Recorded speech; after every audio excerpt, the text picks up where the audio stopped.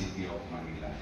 And when private sectors were engaged, here we are now today, 3 years thereafter. Pagka talagang may tiwala ang negosyo sa isang lokal na pamahalaan, ay patuloy na papasok ang mga negosyante sa kanya-kanyang bayan.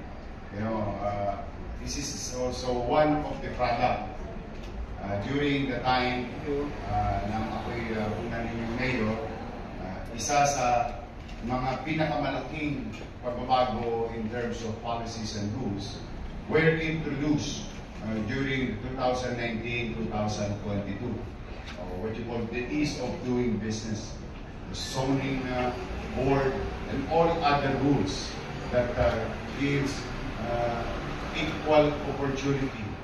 The same, like what the saying said, the sauce for the gander will be the sauce for the goose. Waliin sa lahat ng mga developer, in-apply natin sa kanila yung pare-parehong rules.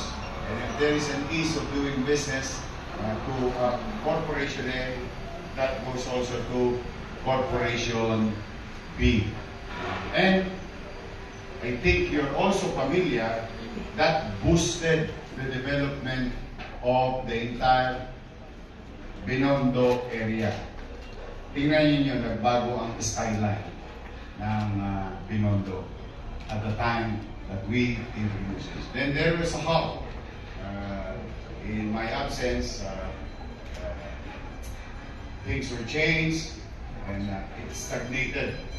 Could have been different. But now, here I am, in our own little way, supporting your success and your journey in inward development in the city and all other buildings, property development here in Manila. And that includes business. Kaya pumanatag kayo sa lahat ng mga gustong mamuhunan sa Manila.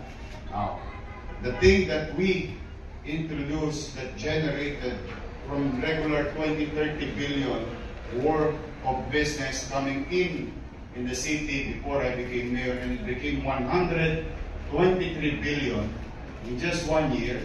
At kasagsagan ng pandemya, 170 billion worth of development. The thing of the policy that were created then again was relieved today.